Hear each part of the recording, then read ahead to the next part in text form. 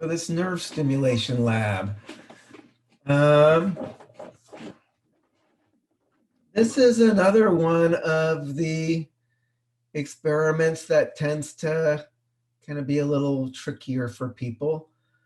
I think partly because measuring the variables is kind of indirect, similar to the enzyme lab.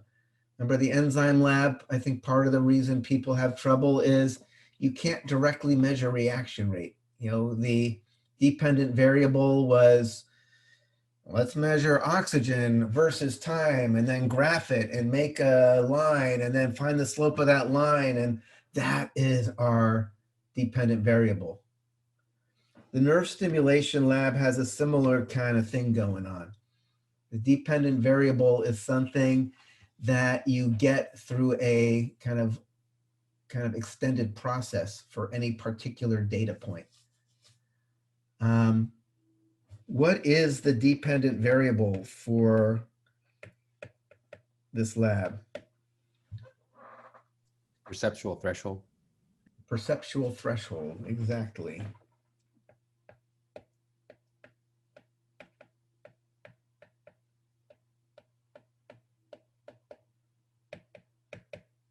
That's our dependent variable. And what's the definition of this perceptual threshold?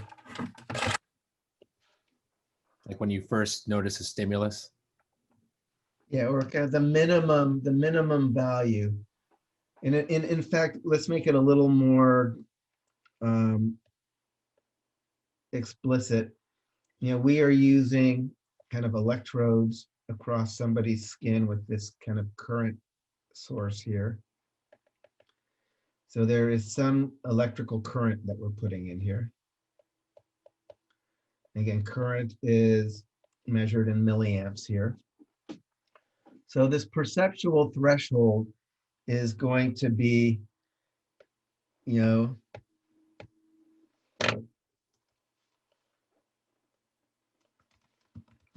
what is the minimum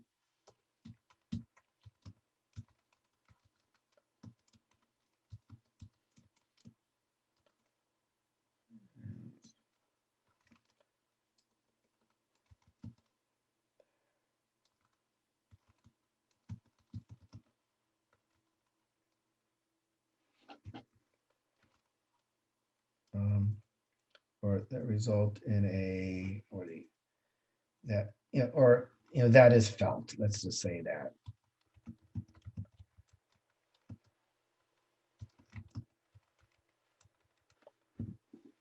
So this is, again, stimulus is just the fact that there's an electrical signal going on, but the fact that you notice it, that you feel it, that's the perception. We talked about perception being something more than just a stimulus.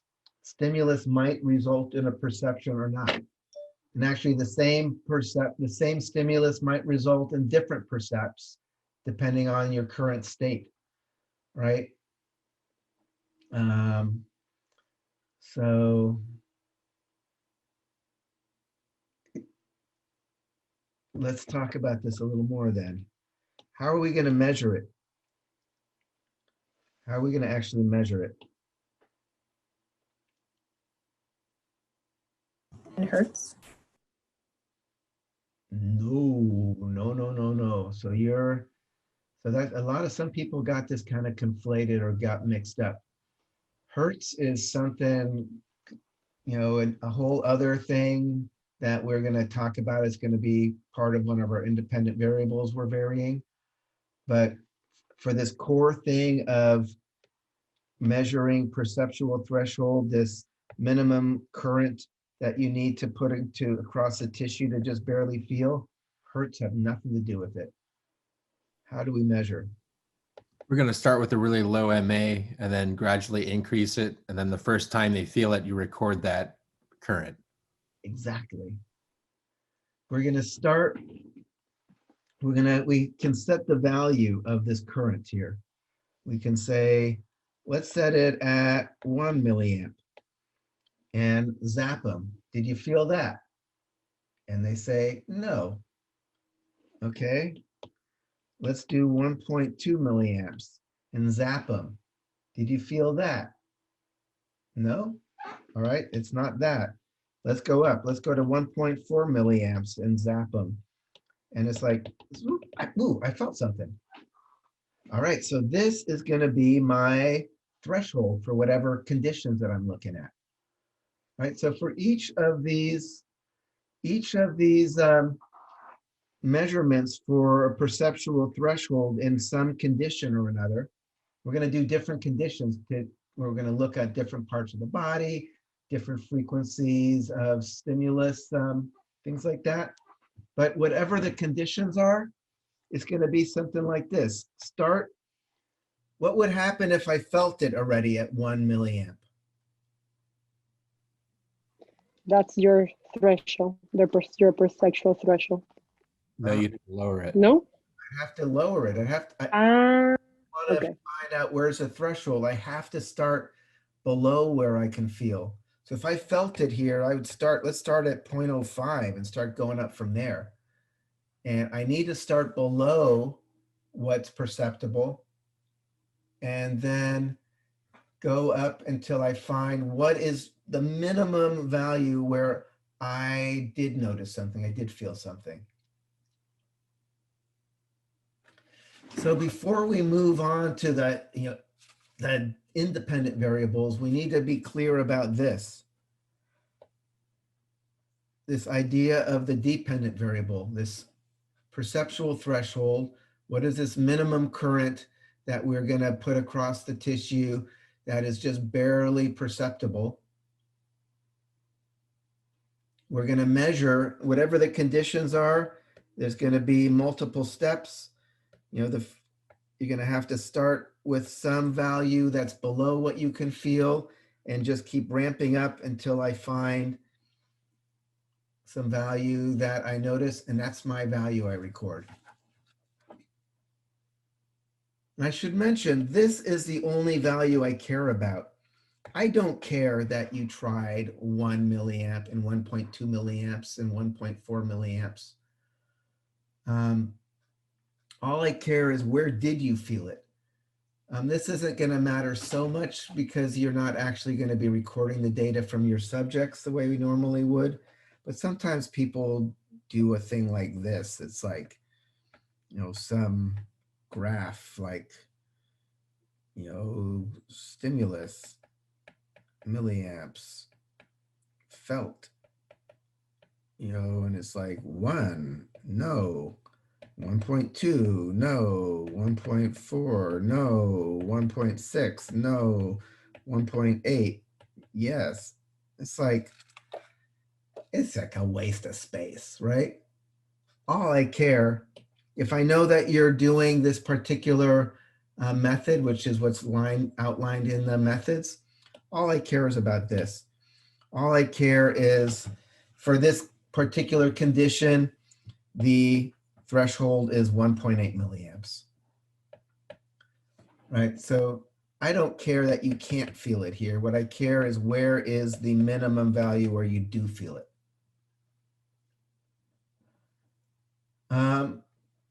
What are sources of variability that are going to affect our measurement of this dependent variable? Body location? Say it again. The location on your body. Did you do it? That's going to be one of our independent variables we're changing. But what about? So let's talk about other things. I wrote nerve damage or paresthesia if somebody doesn't feel right in there. Nerve damage, or kind of problems with just transmission. That's going to be a problem. You'd want to make sure your subject doesn't have any kind of nerve damage or neurological issues that would affect their ability to just feel things in general. What are other sources of variability that could affect measuring the perceptual threshold? But obesity or just different? Why would you say that? If the stimulus is on certain parts, I'm not sure if the stimulus wouldn't be able to reach in the same way that if there's buildup of fat. So what about fat do you think would make a difference? Maybe create a cushion that it couldn't. I don't know. I'm I mean, field. you're on a, I'm trying to kind of, Or a mental state, like if somebody is under a lot of stress, like outside in their life, and depressed, and when they come to the test, they won't be so sensitive to the current delivered to their body. so let's go back to what Sari was saying first. This idea of the quality of the tissue. Because what do we know about, we saw with our different solutions in the chem review lab, like salt water versus sugar water and stuff like that. How are they different when you try to put an electric current through them? Resistance. Yeah, there's different, some things conduct electricity better than others. You know, fat doesn't conduct electricity as good as salt water. So that actually is that could be a problem. Even just being more or less sweaty is going to change the resistance across your skin. If you're more sweaty or less sweaty, you are going to have more or less resistance to electric flow across your skin. So we do have to worry about that. And so one of the ways we control for that is by the fact that we're using a current source rather than a voltage source. Let me briefly talk about this.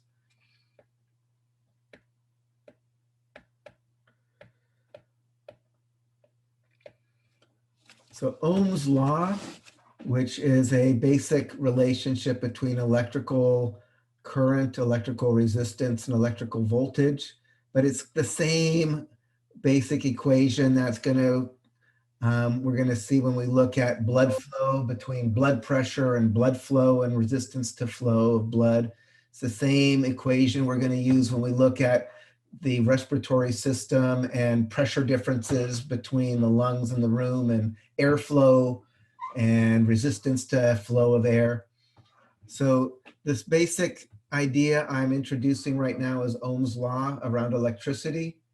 Your basic intuition around this is going to be the same as we get into all these other systems, because it's the same relationship between resistance, flow, and some kind of pressure that drives a flow. So in Ohm's law, we have to talk about the electric current.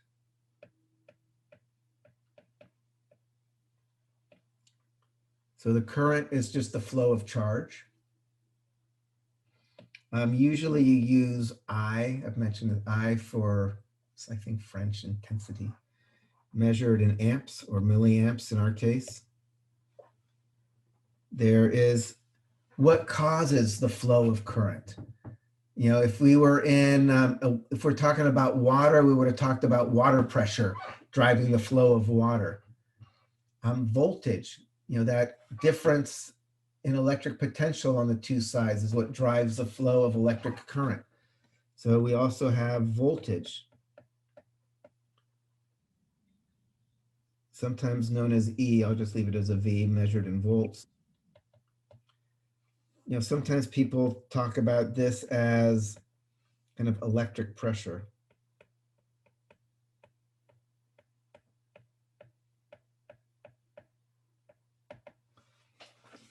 The voltage is what's driving the flow of the charge. Again, current, this is just flow.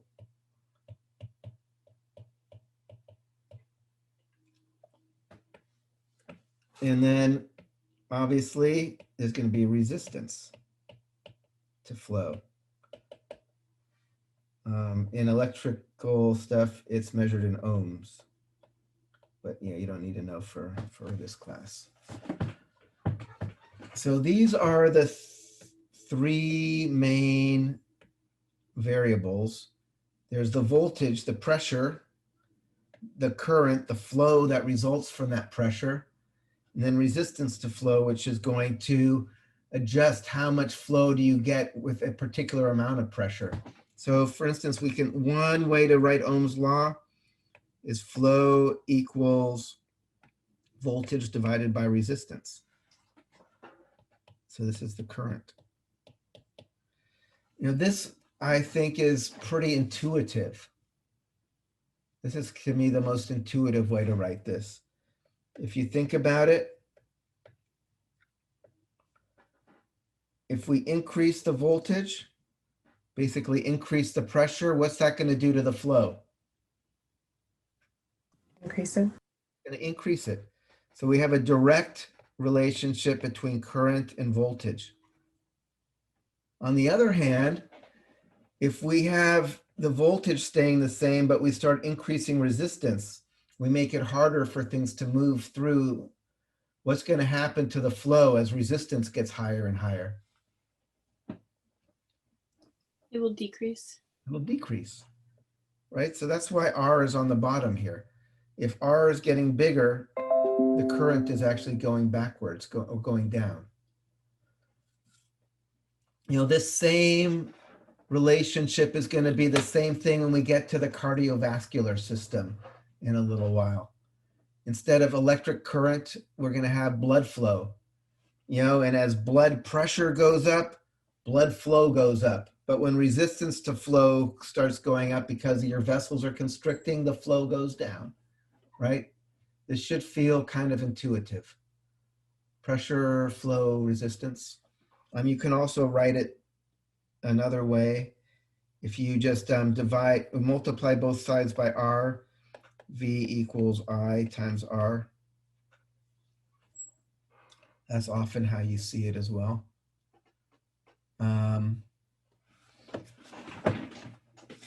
For today's lab, the reason why I'm putting this out here is we don't use a voltage source. So if you looked at my picture here of the finger and my electrodes,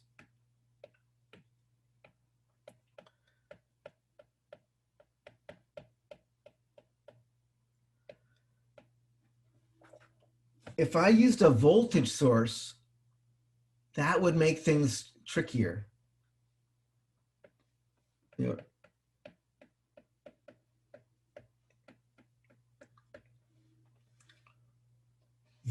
So then remember I said the electric current, the amount of current actually flowing to the tissue is V divided by R.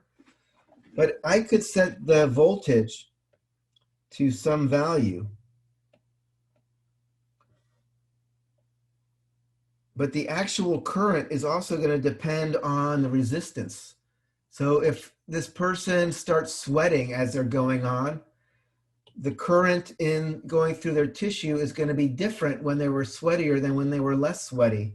As they get sweatier, resistance goes down. When they're less sweaty, resistance goes up. Right? If the skin is a little thicker or thinner, it's going to make a difference. There's more or less fat or whatever, it's going to make a difference. So if I used a voltage source, then I would have a lot of trouble knowing what actual current is going through the skin, because depending on the resistance, the actual current is going to be different, even with the same voltage. But since we're using a current source, this little thing, this machine we use, basically knows what current you want. Let's say we set it to 1 milliamp. It is going to crank the voltage across these two wires until it measures that is the flow that's moving from one electrode to the other. So the machine is taking care of it for you. We don't have to worry about this big source of variability about whether the person's sweaty or not, or just how conductive or resistant their skin is, because the current source will basically adjust the voltage to adjust to whatever their resistance is to make sure the current is exactly what we set it to. Does that make sense? Yeah. So when in your discussion, you probably, this is something you should have. One of the sources of variability is kind of skin conductance, which changes from moment to moment depending on how sweaty you are. But because we're using a current source, we don't have to worry about that. If they're getting more or less sweaty, the little Power Lab stimulator is just going to use more or less voltage as necessary to make sure that the current, the electric current across the electrodes is staying exactly where you set it. So this is one of the ways we're dealing with what could be a huge source of variability. Right, like your calf versus your fingertip versus, you know, kind of thicker or thinner skin, or if you have calluses or this or that, that could really affect the resistance to electrical flow. But again, we don't have to care because we got a current source. Then going back to Jamba's point about just your mental state. You know, obviously what you're noticing does have a lot to do with your mental state. You know, you're daydreaming and you don't even notice, well, when did you get here? I didn't even see you walk in. You know, if we want to find this just barely perceptible feeling, you got to be paying attention. You can't be daydreaming. Or, you know, the official word, there's actually in the neuroscience literature now, there's a lot of papers that people are writing now about like mind wandering, which I just think is kind of fun. Mind wandering is now the kind of hip term in kind of neural research about like when you start not paying attention to what's in front of your face. And it happens no matter how much you try to stay focused, it kicks in. It's not like a character flaw, you know, it's just kind of built in. Your brain starts starts getting distracted by things. And in a way, it's good. We'll talk about this later. You know, your brain, your mind seems to have these two different circuits that are kind of in opposition. One thing that kind of takes you in and settles in on an interpretation of things and allows you to make sense of what's going on. And another thing that keeps shaking things up and forces you to then kind of whoa, and then kind of settle back into your reinterpretation. So you don't get stuck in some reinterpretation that actually isn't quite right and that you are just kind of locked into. You keep getting kind of knocked back up and then settling back in and then making sure that is still the most appropriate interpretation of what's going on. So it's actually kind of built into the system that even if you're focused, you know, things kind of get kind of shaken up and then kind of settle back in. How are we going to control for the fact that people start mind wandering if you leave them to it for a little while?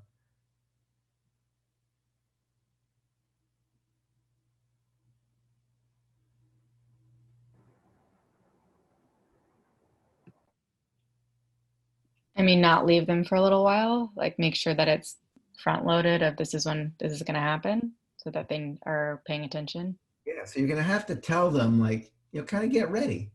We're about to do a trial, you know, kind of pay attention, see if you're going to feel this, you know, so kind of put your focus into this and hold it there. You know, obviously it can't be too long. If you give them this window that is, if you just say though, I'm ready, let's go. Did you feel that? That's not good either. Just thinking like it's happening right now, you can actually start conflating. Just hearing a sound might be perceived. I think I felt that, you know, especially when you're working at the limits of your sensory system, it's much more common to notice things that aren't there. There's noise in your nervous system. Think about if you had a stereo, you know, you've got your stereo system here. You've got some speaker that you hooked up to it and You know, you crank up the volume and you're playing music out to the room. If you turn the volume all the way down, then you don't hear the music.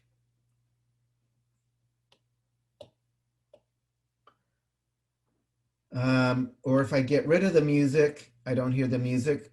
If I take my volume and I turn it all the way up for my stereo amplifier, and let's say there's no music that you're actually playing, do you hear absolute silence coming out of your speaker usually? What do you usually hear? Usually you're static. You hear kind of static, right? So there's just noise. There's noise in the circuitry of the system that's going to, and if you really crank up the volume to really amplify that noise, you can hear that noise. And it's not any signal that you are meaning to send. It's just the noise from the system. Your nervous system has noise. It's got things firing off every once in a while, just kind of randomly, like, whoa, whoa, whoa, whoa, whoa. And when you are putting your attention to just barely notice something that's almost not there, that's like turning the volume way up. I'm really trying to notice this really faint signal, which means if there is a little signal, you're more likely to see it because it's amplified. But it also means if there's just kind of noise, that noise also is kind of amplified, and you're much more likely to like just have some noise that came through that I think I noticed it, but it actually wasn't anything. It was just like some errant little action potential in your nervous system. So you are much more likely to have false positives, to notice something that actually didn't exist when you're trying to like go down to the bare limits of what you can perceive. So kind of saying like, now, go, did you feel that? You're more likely to actually notice something because, just hearing some click or expecting it might make you just think you noticed something when you didn't. So to deal with mind wandering, we need to let them know it's coming, but we can't just say, look right now, or listen right now, or try right now. We have to kind of give them some kind of a window, like kind of get ready. And it can't be too long of a window because otherwise they're going to start mind wandering again. So maybe like, in the next 5 or 10 seconds, it's going to happen. So be ready in the next 5 or 10 seconds. And then they're waiting, and then they can either tell you in the next 5 seconds or not whether they felt something or not. So that's another thing you need to control for. You need to control for mind wandering by giving them a window, but you also need to control for the fact that it's really easy to get false positives by not like just making them expect it at this moment, so they just notice something they expect. What's another problem with false positives? What's another way to control for false positives? Have them face away from the operator so they can't see when the machine's being turned on or something.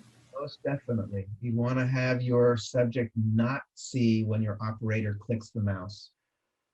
So they don't have they're not like guessing or thinking it must have happened, even if I'm not sure, but I think it might be. What's another way?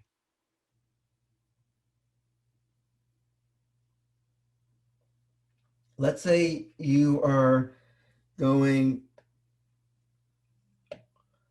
and, all right, they felt it at 1.8. Should I just say, I'm done, let's go on to the next trial? What could you do to make sure that this was not one of these false positives?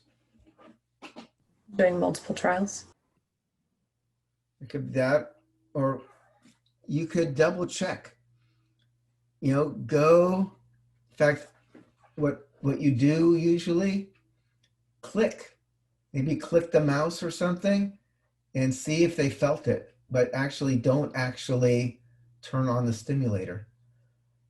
This is one of the things that's kind of sad about doing this virtually, is that you're not going to actually see this for real. I can talk about it, but it's not the same as actually seeing it in your lab partner, where they swear they felt something and you know that there was no stimulus. But you want to double check. Give them a fake, a sham stimulus and see if they still felt it. Go to the next highest one and make sure they still feel it. So you kind of want to double check. Don't just trust that that is the answer and I'm in a rush, I'm going to move on to the next thing. You want to make sure they still feel it a little higher. Make sure they don't feel anything if you actually give them a fake stimulus. So does that make sense?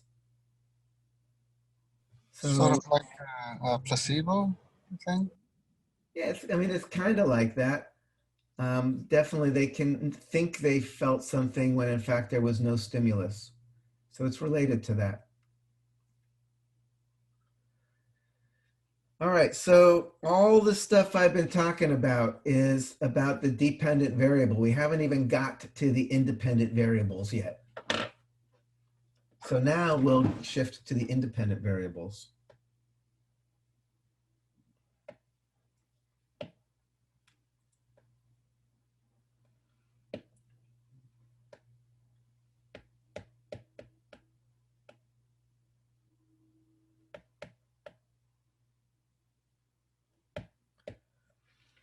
What are the independent variables in the lab?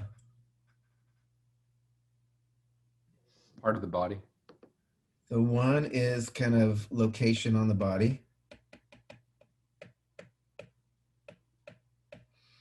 And here, this is where, the way you say something is important because it can get ambiguous. I had some people change their thing when they wrote body location, which in some ways could be correct, but also body location, like, am I inside? Am I outside? Am I on the roof? Am I in the cellar? Body location is ambiguous. So location on the body is much more clear. It's like, I know, oh, so I'm looking at one or another place on the person's body. In particular, what are the body locations that we're going to look at? The calf and finger. We're going to look at the finger and we're going to look at the calf. So this is going to be one of our, in your objective, it should just what is the relationship between kind of the location on the body and the, perceptual threshold, the minimum current we need to actually feel something. What is the other independent variable? The frequency of the stimulus. The frequency of the stimulus. Right, and again, frequency is how many times per second. So I could have just a single pulse of current. I could have 1 hertz, which would be boom, every 1 second it's coming out. I could have 2 hertz, which would be coming out twice every second. I could have 5 hertz, which is going to be coming out 1, 2, 3, 4, 5, 1, 2, 3, 4, 5, 5 times per second. So this is, pulses per second.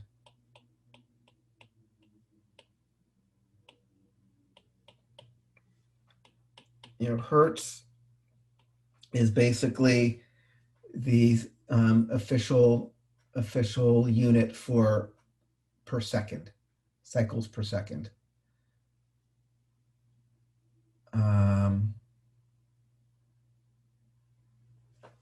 So frequency. So each of these can be varied. They can be varied independently. I can put the electrodes on my finger or on my calf.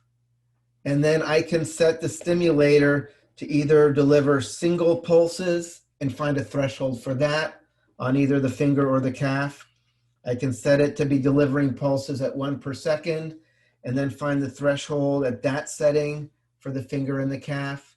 I can set the setting to 2 hertz, 2 pulses per second, and then go through my whole thing and find a threshold, that condition on both my finger and on my calf.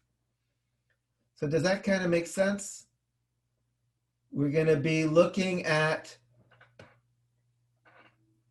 thresholds measured on the finger and the calf.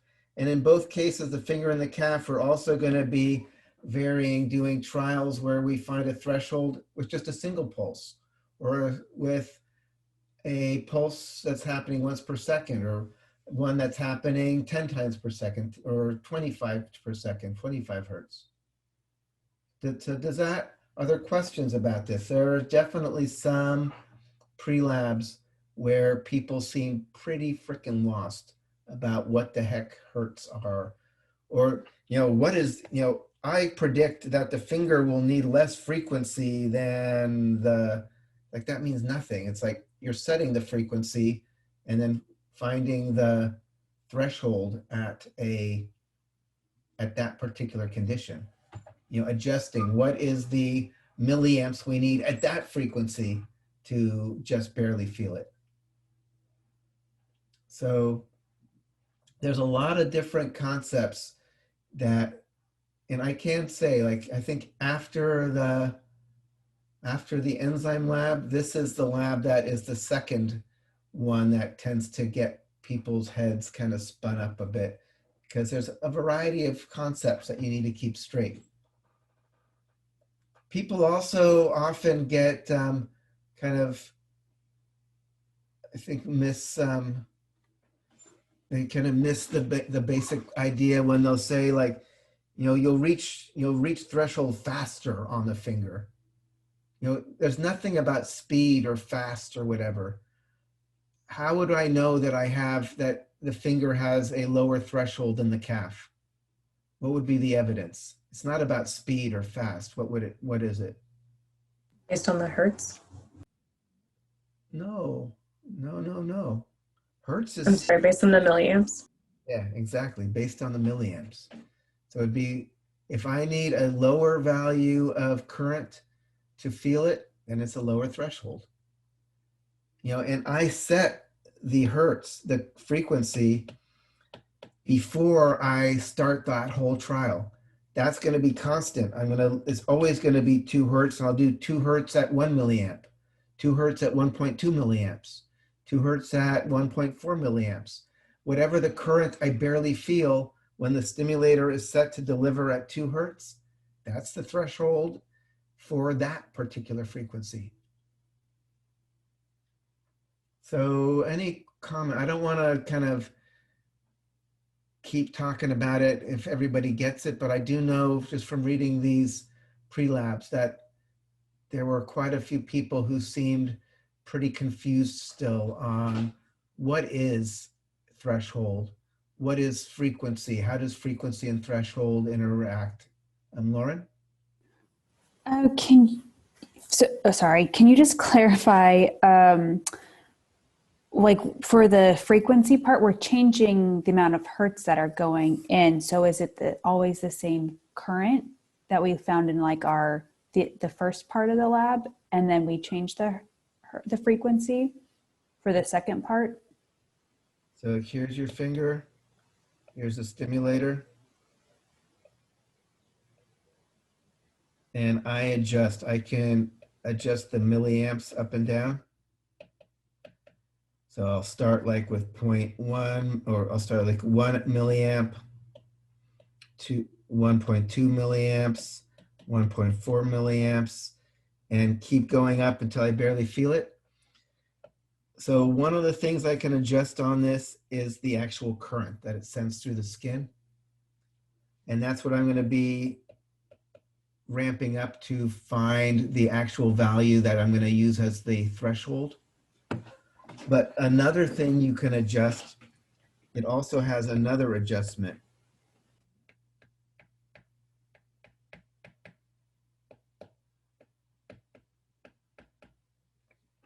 you can just do a single pulse. Right. So for the second part, when we're looking at frequency, we're adjusting this new part you're writing about. Right. So you'll see Okay, that's what I thought. it's Yeah. now going at 2 hertz. So when I turn it on, it's going woo, woo, woo, woo, woo. But now I just do the same thing. At that frequency, I know when I turn it on, it's going to be pulsing at that speed.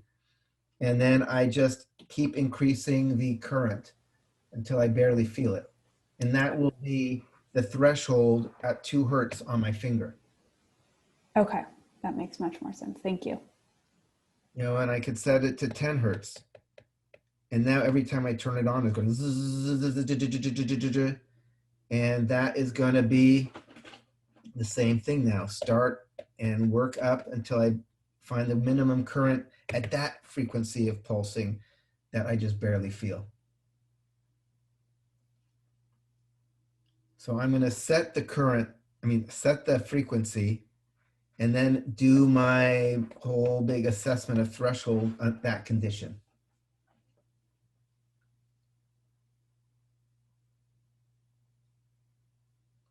So that makes sense? Yes, thank you. Okay. Are there any other, I really want people to understand the basic ideas before we actually continue on, because otherwise the data won't make sense. And your write-up isn't going to be able to get into what really happened either. So we're finding a threshold for each frequency for part 2. Correct.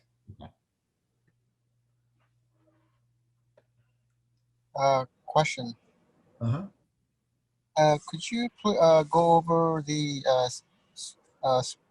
spatial summation? So let's I go. get Let's the idea, but applying to what we're doing, that's making me a little confused. Are receptors part of the neuron? I was wondering that too. Depending which one, but yeah. So let's go into the, let me.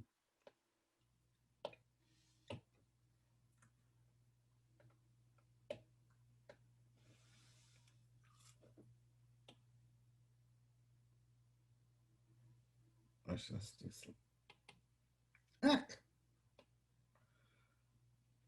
So here's your finger.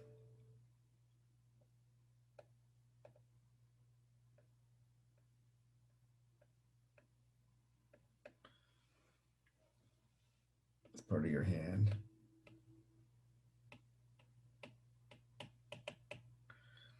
Here is your brain and spinal cord.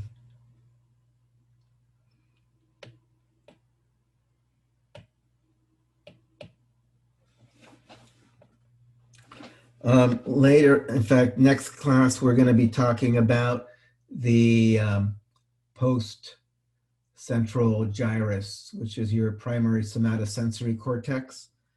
So basically, there are neurons in here that when there's activity, that's when you have the sensation that you have a touch on a different part of your body. So the receptors are starting in your finger. They then connect. So they're basically kind of modified nerve endings. These corpuscles, these little touch corpuscles are like little dendrites coated with little bits of connective tissue. So there's the receptor, which is actually kind of like the modified dendrites with little stretch gated channels. And then there's this axon, which goes all the way, there's the dorsal root ganglion, goes into the spinal cord, and then it's going to go up into the thalamus and finally go up into here. So in general, when you get a touch, a sense of touch, there is going to be some activity at that receptor. You know, I push down there. That is going to activate these stretch dependent channels that are part of this receptor, which is going to depolarize the little puppy, right? We open up sodium channels, you get an action potential.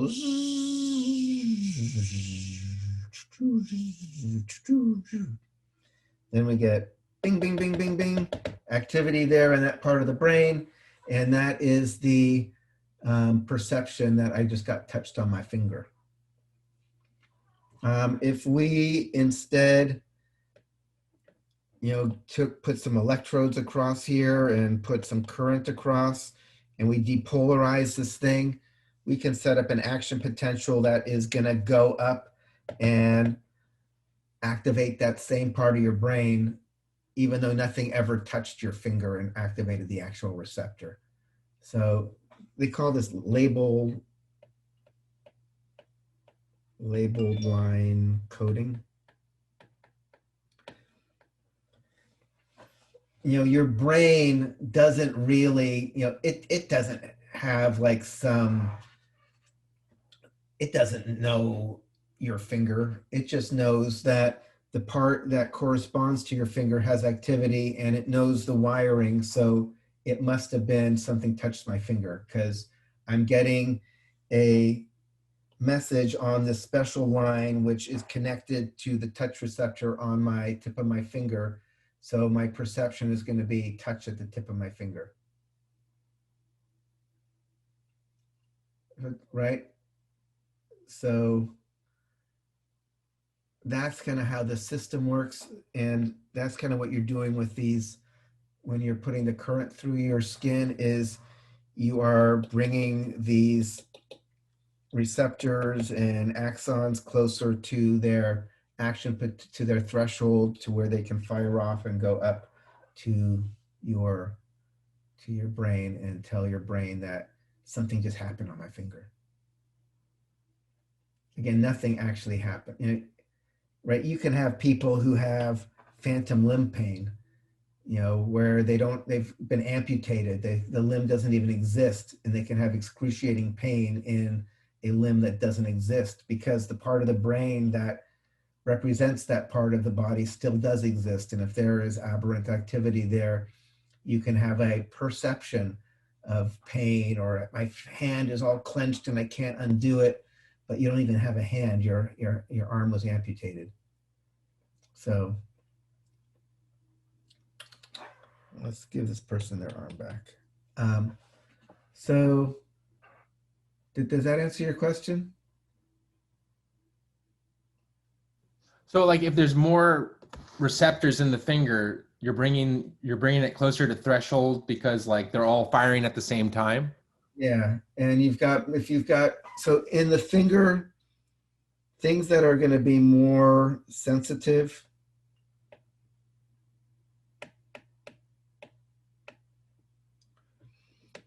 are going to have a lot more of these little receptors under the skin there.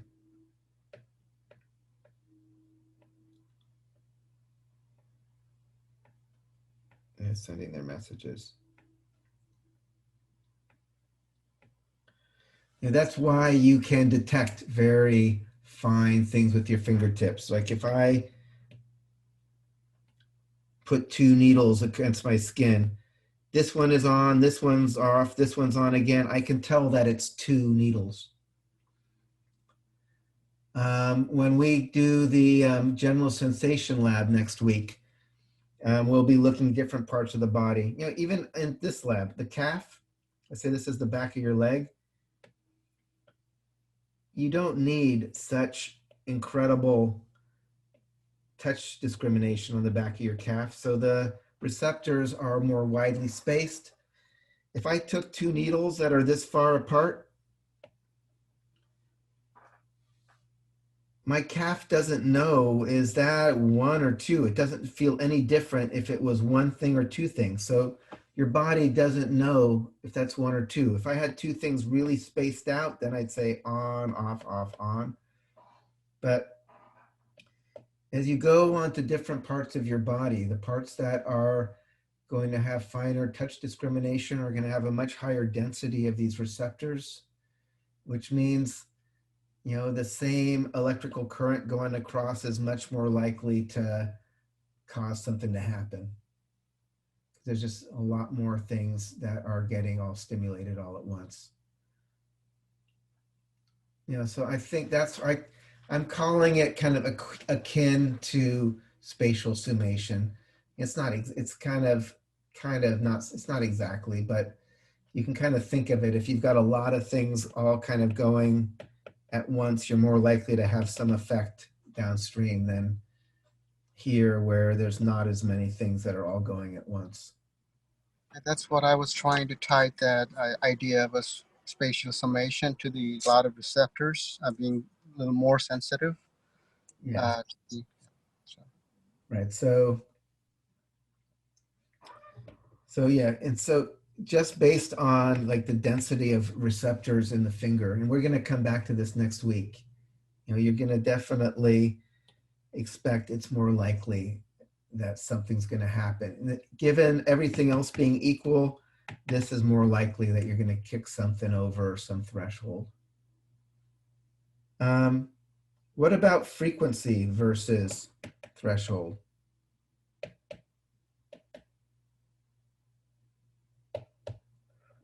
As the increased frequency, it'll lower threshold. And why? That would be Temporal summation. Yeah, remember the idea of temporal summation. You know, if I am,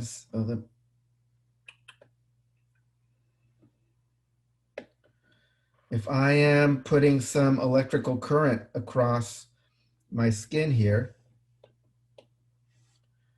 you know, that current flowing through my skin is going to be depolarizing things in there. And it takes them a little while to settle back to their baseline.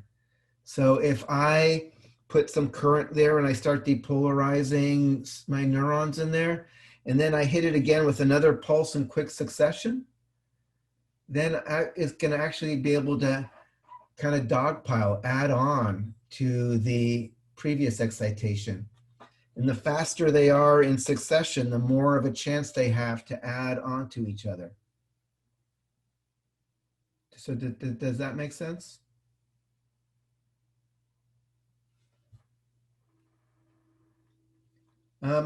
This also brings up another thing in our technique.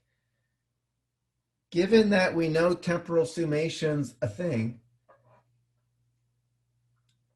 what does that mean? Let's say I shock you and at 1.2 milliamps and I didn't feel that. Okay, let's go to 1.4. Feel that? Nope. Okay, let's talk about 1.6. Feel that? Nope. How about 1.8? Bing. Feel that? Would it be okay to do the experiment, kind of just try to get it out of the way? Let's zip up, zoom up until we get to the thing they feel.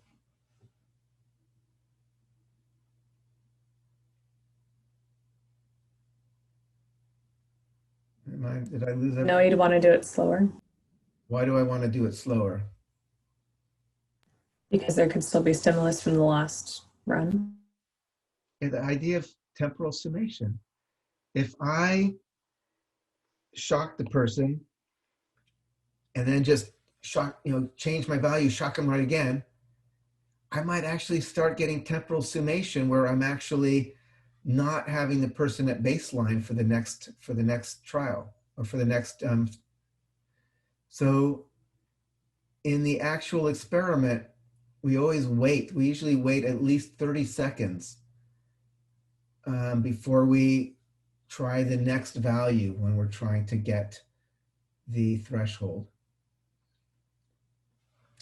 And again, it's normally this is a lab where people get a chance to get to know each other a little more because there's a lot of downtime. It's like, did you feel that? Nope. All right, we just got to hang out for the next half a minute and just wait. So where do you live? It's like some people, but alas. Okay, so I've been yapping a bunch.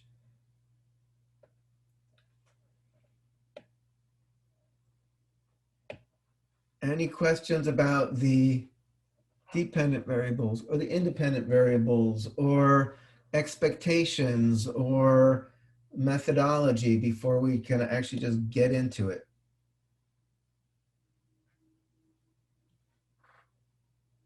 You know, I'm kind of beating a dead horse with all this because this way, hopefully, it's going to make my life easier when I'm grading these because people will get it. So yeah, please, it's so much quicker to grade something if I'm scanning it and it's like, wow, got it. That looks awesome. Full score. What's next? Whereas when somebody is just totally lost, it takes forever because it's like you're trying to like help and kind of explain what's going on. But yeah, it's in my best interest that everybody like totally gets it. In addition to your best interest too, because you all want to do well. All right. La la la la la.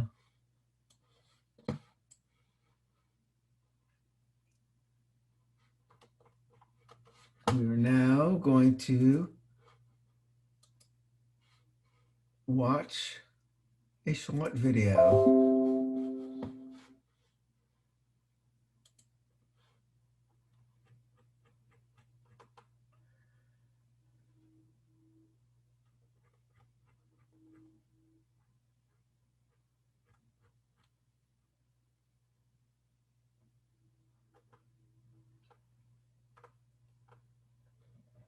Okay.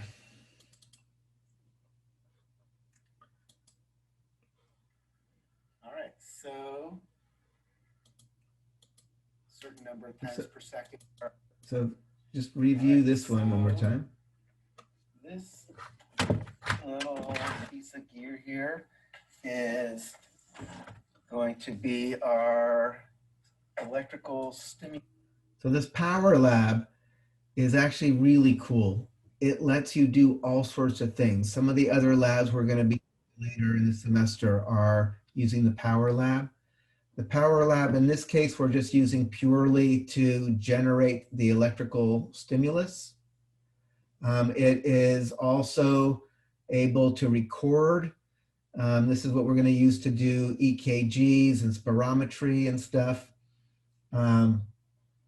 It is electrically isolated from the power mains.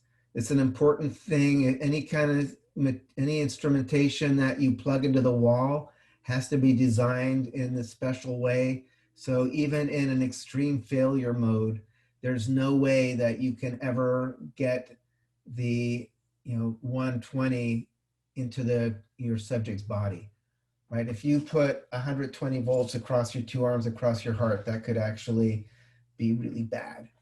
So this will never, there's no failure mode where it actually connects you to the power mains. There's a program that runs it called Chart. And the program it goes deep. This is used in actual science, in regular research. This is not just for teaching. This system is used for, in just normal labs doing research. They sell kind of different versions that are simplified, but this one actually is cool because it can do so much stuff if you want it to. But again, I'm going to explain how we're going to explain how all the settings work, and then we'll get into show you how it actually looks when you're doing the experiment. Later. It does lots of other things. We're going to be using it to measure your electrocardiogram and spirometry. But for today, we're going to use it purely as a way to generate electrical signals that we can use to stimulate the body. The electrical signal comes out these little wires.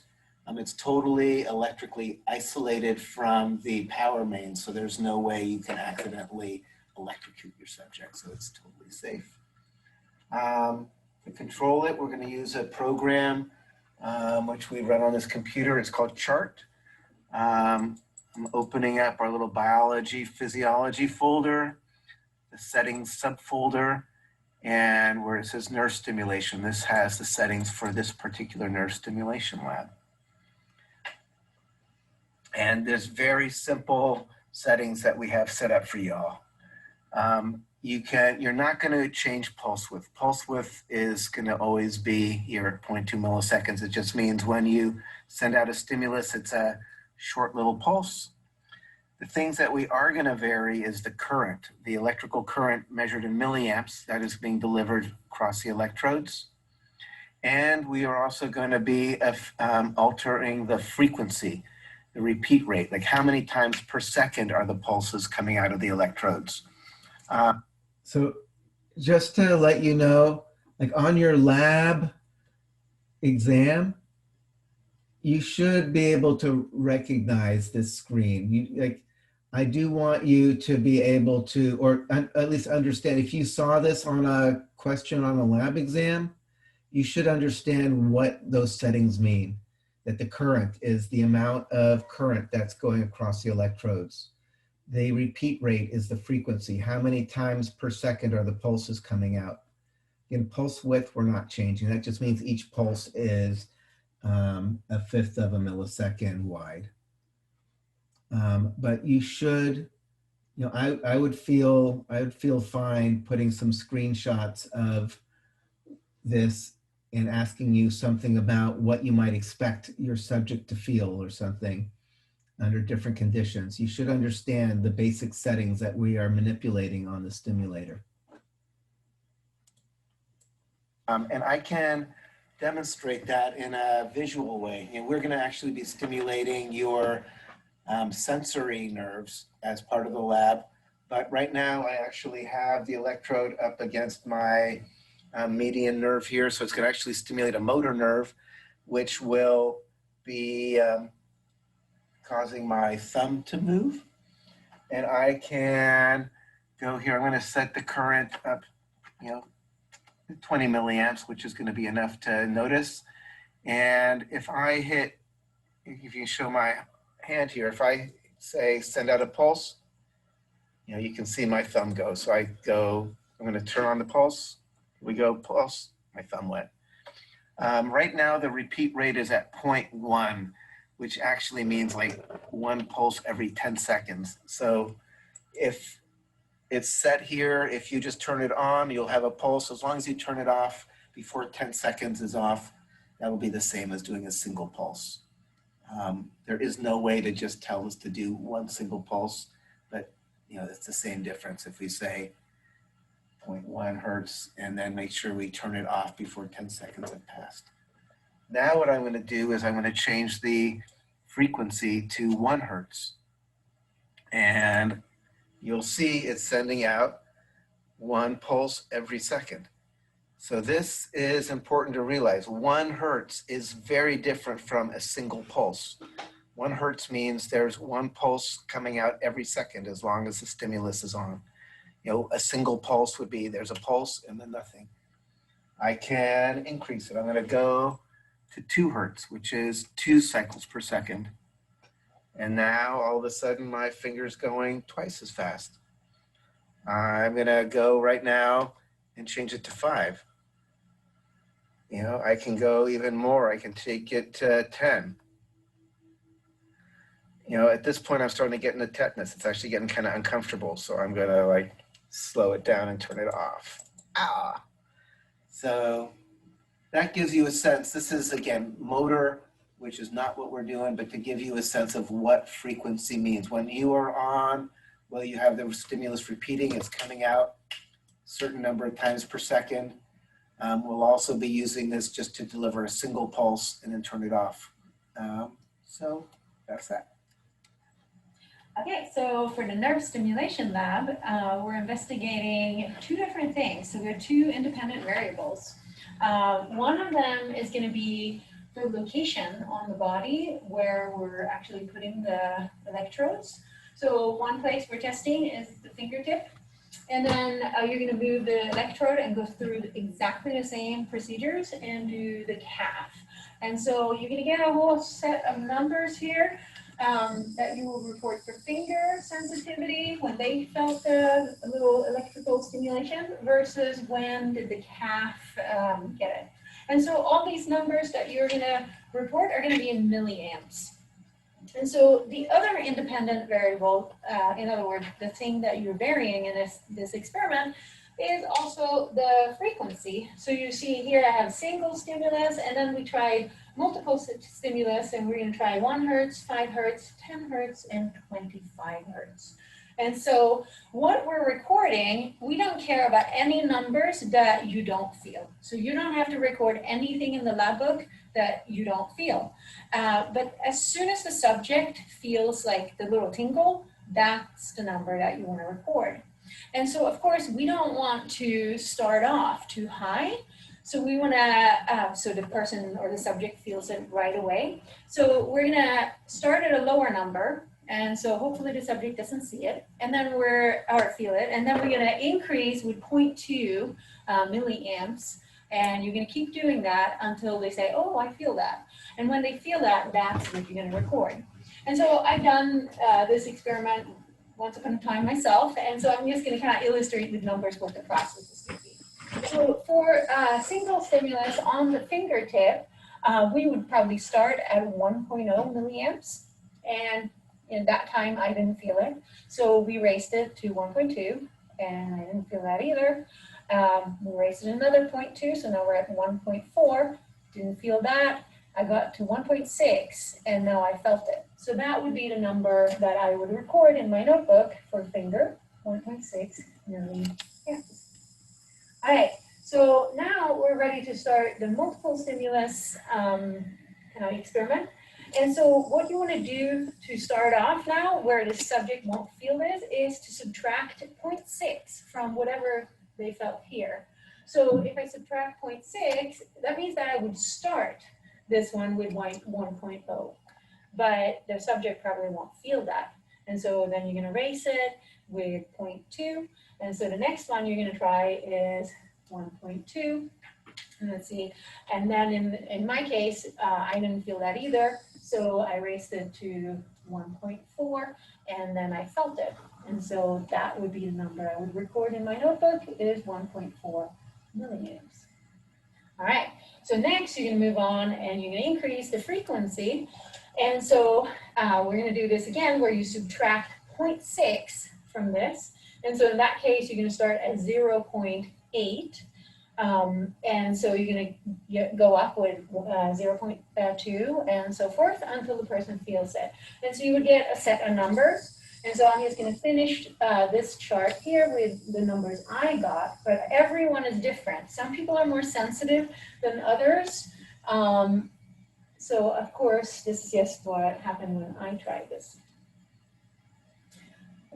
All right, so once you're done with this, you're going to do exactly the same experiment again, but you're moving the electrode to the calf. And so you just follow those procedures, you record those numbers in your lab notebook. But we want to take a look at these numbers here and actually see what's going on. You might notice that as we're increasing the frequency, what we're doing is we're sending more impulses through that wire per second. And so as David showed earlier, you saw his thumb, showing how often those impulses are. So at the time that the subject actually felt the stimulus, it tends to decrease the milliamps here. So it gets more and more sensitive. And the reason for that is because we're doing something called temporal summation. As you might remember from lecture, that you can have these graded or receptor potentials from these sensory neurons. They can go up, but they don't reach thresholds. So no impulse is sent to your brain feeling this little tingle. And so if you have a graded or receptor potential here, and then it has long enough time until the next stimulus happens, no action potential will be generated by the sensory neuron. However, if we increase the frequency, you're sending those impulses closer together. And so what's happening is we get one going here and starting to go down, but we zapped it again. And so what happens are that these graded potentials will now start to stack. And if they reach threshold, we send off an action potential and the subject will feel or perceive that they're feeling this tingle. So when a subject is feeling or reporting and feel that, that's called perceptual threshold. It's the minimum threshold where you can actually sense something. And so the reason in this case that we're varying the frequency is to get this stacking of these graded potentials because they're closer in time.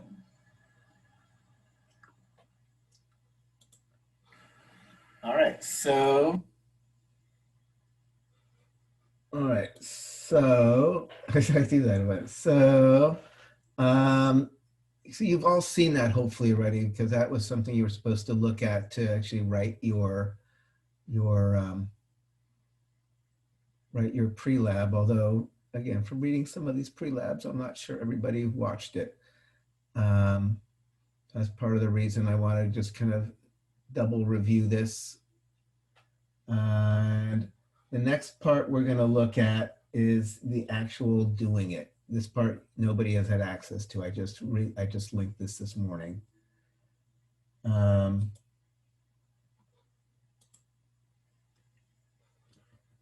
So here, this is actually just showing Tina and I kind of going through the actual process. So, you know, it's, again, when you are looking at the data, when you are writing up your discussion, even though you didn't do it, it helps to see what it actually looks like. So you can really think about the sources of variability, think about the actual process, make it feel a little more real. So sit back and enjoy watching other people do the experiment that in a parallel universe without COVID that you would have all been doing this afternoon or this morning. All right, so I'm going to be the subject. Here are the electrodes, this little bar electrode. I'm going to get our little conductive gel to make sure there's a good connection between the electrode and my skin. They're just like kind of half of a split pea or something. You don't want too much. It's going to goop everything up, but you want to make sure there's enough so there's a very positive contact between the electrode and your finger, and also it holds it on well. When you do the calf, we actually have little Velcro straps to make sure that the electrode is also firmly pulled against your calf. But for your finger, that gel works great. One of the things, source of variability with finding these sensory thresholds is the fact that you're turning up the volume so high in your nervous system trying to detect, is there something there or not? That sometimes just the overall noise inside your nervous system might be detected as something real, when in fact it's just this, you know, any kind of, if you take your stereo and you just turn the volume up as high as you can go, even if there's nothing on the stereo, you'll feel it, the white noise. Now, your nervous system's got noise in it as well. And when you are just bringing up the volume, trying to detect, is there just something there? It's pretty common to have these false positives, like, I think I felt something, when in fact, there wasn't anything at all. So we need to be careful of that. And one way we can do that is making sure I'm not expecting something. So I'm not looking at the screen. I don't know exactly when she is gonna turn the stimulus on. And I'm gonna do some decoy clicking too. Right, it's pretty funny when people feel things when there's nothing there, but you know, it's actually just normal. All right. Also means when I feel it, she can check a little higher, make sure I still feel it. Or, yeah, don't, again, decoy clicking. She's not actually giving me any real voltage or current, but see, maybe I'll feel it anyway. So we're going to start off with the single stimulus. So I have the monitor set at 1 milliamp, and the max repeat rate is 0.1 hertz, which means that it's going to send out 1 impulse per 10 seconds. So, you know, of course, I don't want him to hear me go click on and so forth. So I'll just kind of click outside the box, and then eventually I'll click on, and we'll see if he feels it. I mean, I say another source of variability is just mind wandering. So, even if there's something you might notice and you're just thinking about something else, you might not notice it actually because you're thinking of something else, your attention's someplace else. So you probably want to give your subject a window, like, kind of get ready. Like in the next 5 seconds, it's going to happen. I don't know exactly when, so I can't just say, oh, that click must have been something. But you want to give your subject a heads up that in the near future, something's going to happen, if it's going to happen. All right. So you didn't feel anything, right? I did not. So then I'm going to crank it up 0.2 and milliamps.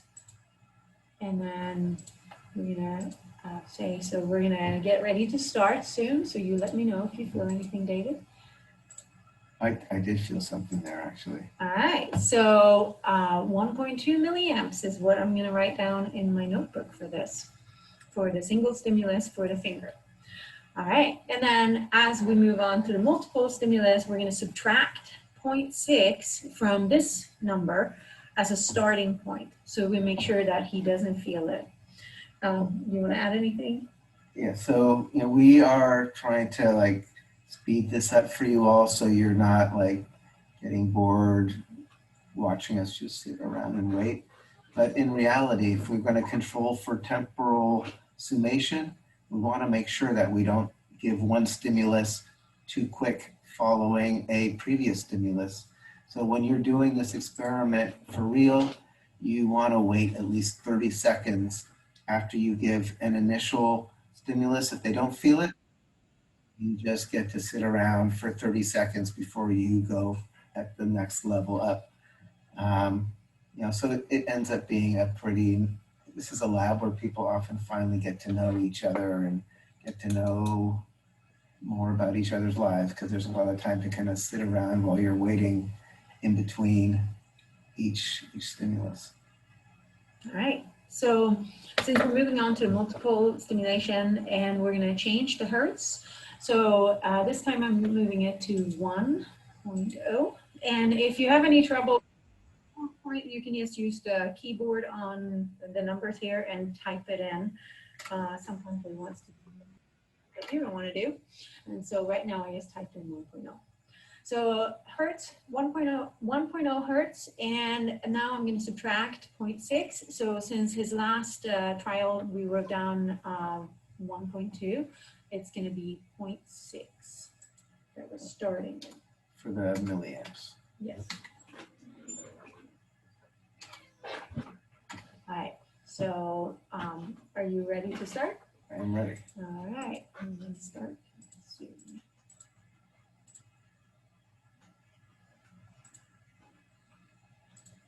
Nothing? Nothing. All right, so now I'm going to add 0.2.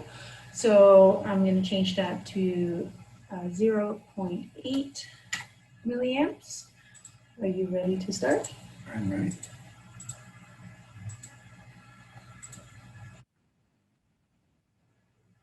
And he didn't feel anything, so we're going to change that, right?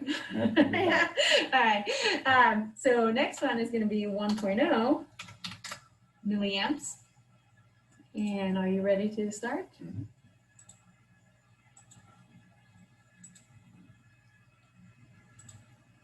You didn't feel anything? I don't think so. I mean, it's kind of funny. It's like I kind of feel some tingling, but even when nothing's happening, I kind of feel my finger. All So right, so I maybe don't- we'll crank up one Yeah, more and check, and then we can always go back and check again. Yeah. All right, so I'm gonna up it to 1.2. And are you ready? Mhm. All right. Oh, it's hard to know. Maybe. I say yeah, but I keep going up because All right. it's not definitive. All right, so we're gonna up it to 1.4.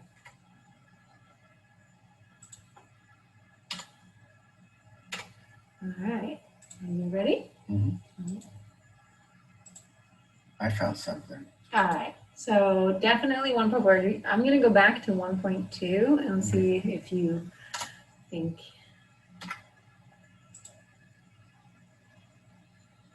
You ready? Mhm.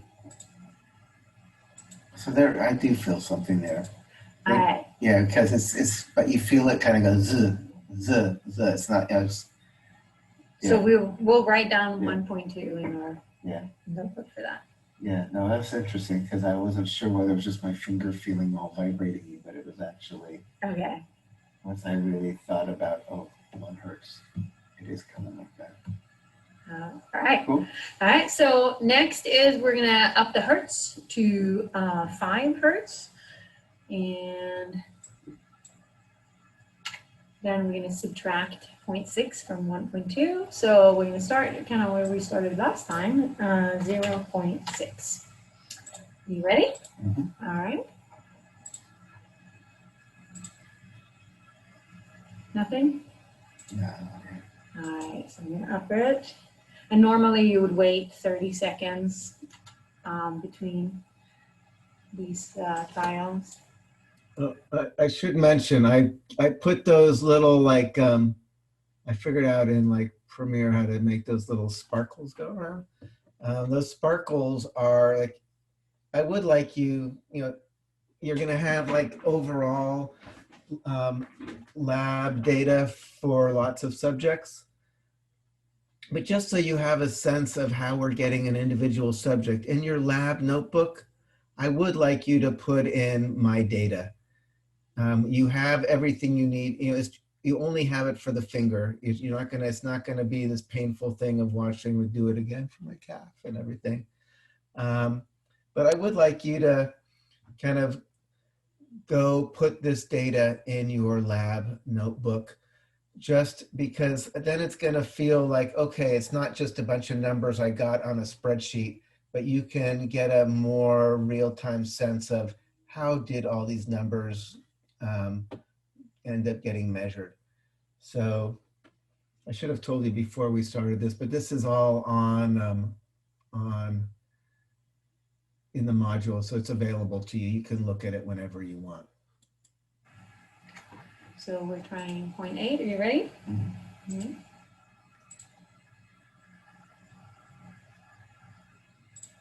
Nothing. Mm-hmm. So we're going to up it to 1.0. All right, you ready? Mm-hmm. I do feel some tingling in there. All right, so then we will record 1.0 milliamps for the 5 hertz, and then we're going to up it to 10 hertz. And we're going to subtract 0.6 from the 1, and so we can be 0.4. All right, so you're ready? Mm-hmm. Okay. And nothing. All right, so we're going to go up to 0.6. And we'll start.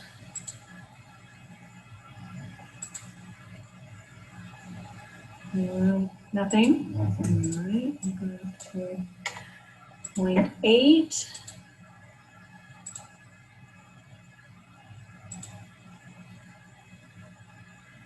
Nothing. Yeah. All right, we'll go to 1.0.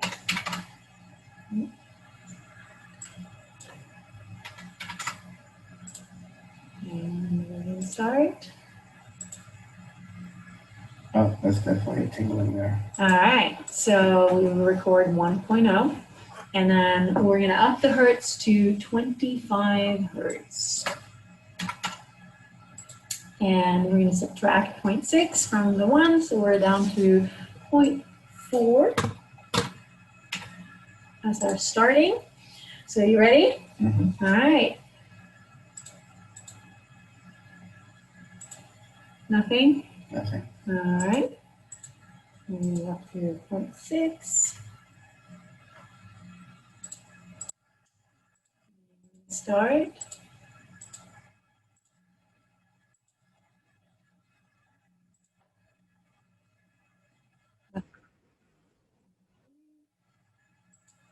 And going up to 0.8.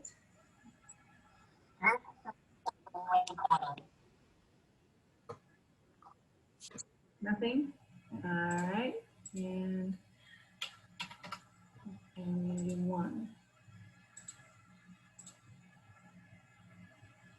Yes, I definitely feel something there.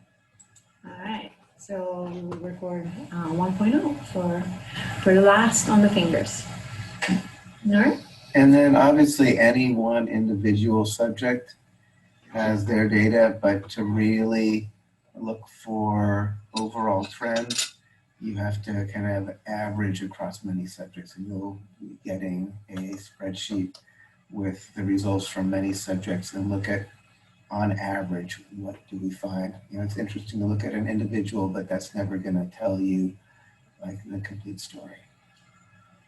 All right. Okay. Doo-doo-doo. So any questions about any of that you saw?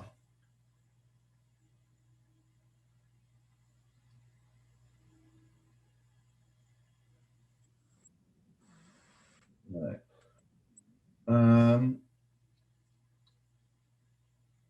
All right, so then this file here right below is the data. This is data from last year. And this, you all have access to this now. And again, you're gonna wanna, if we open it up here,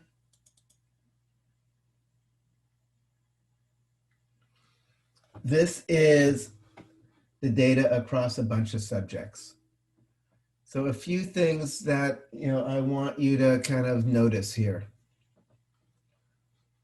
One is, you know, even though if we take a look on average, we actually are definitely seeing kind of the things we were expecting. Like the higher the frequency, the lower the thresholds.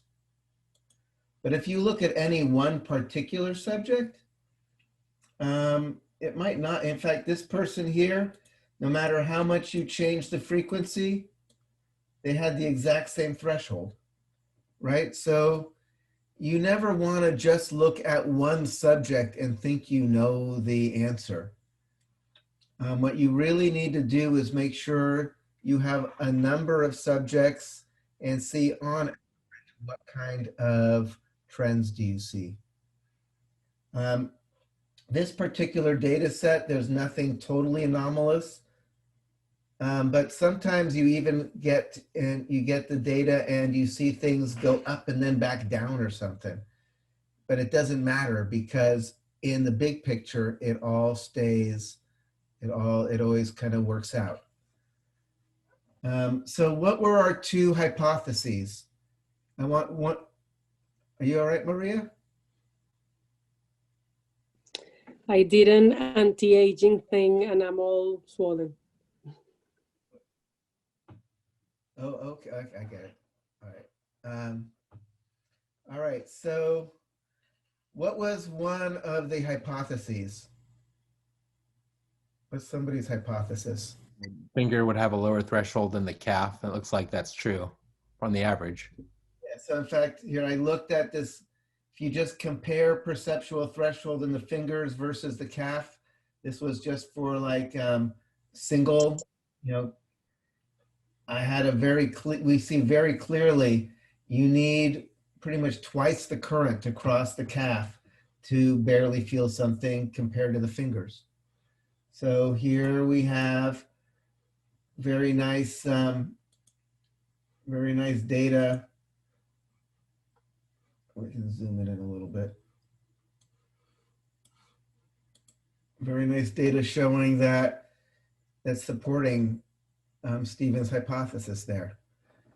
And again, if we kind of go back and we look at the different frequencies, it's a similar thing. No matter at one frequency or 1 hertz, 5 hertz, 25 hertz, the calf always tends to have, always has a higher threshold.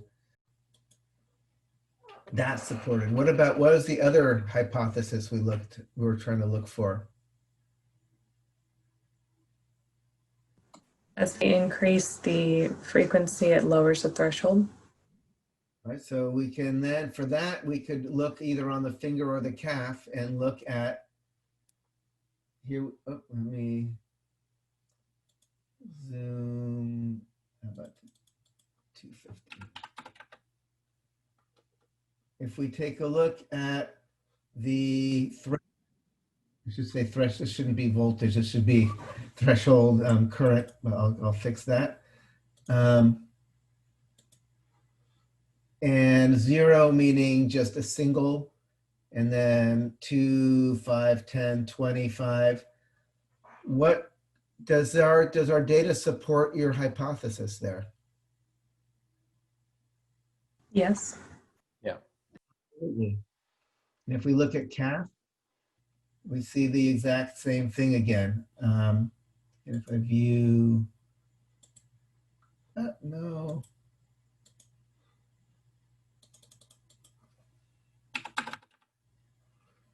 Go. CAF versus stimulus. So for the CAF, stimulus frequency versus threshold. Again, you get this nice descending, inverse relationship. It's obviously not linear. I should mention one of the things that, I should have probably mentioned before, not all relationships between variables are going to be linear. It's easiest to think about and to calculate in the model when things are linear, but a lot of things are not linear.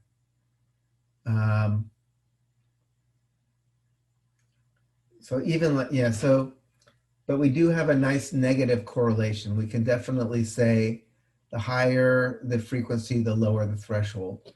So in your discussion, you should definitely use this data to then talk about whether or not it supports your hypotheses.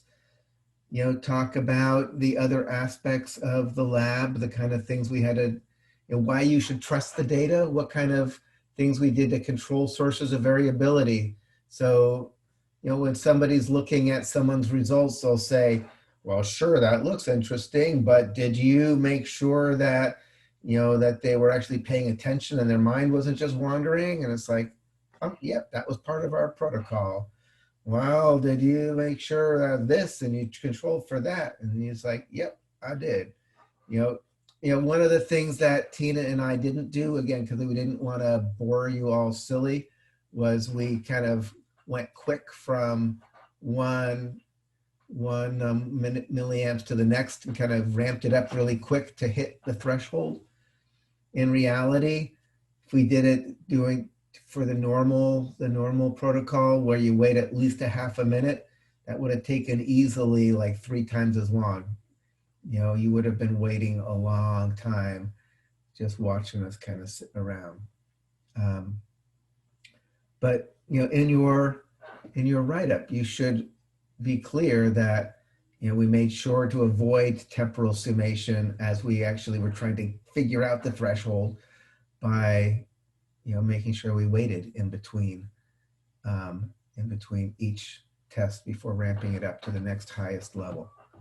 So I just, because I want you, part of what I want you to get from doing these labs, partly is thinking about the theoretical concepts and the physiology, but also about the practical side of doing experiments, getting data.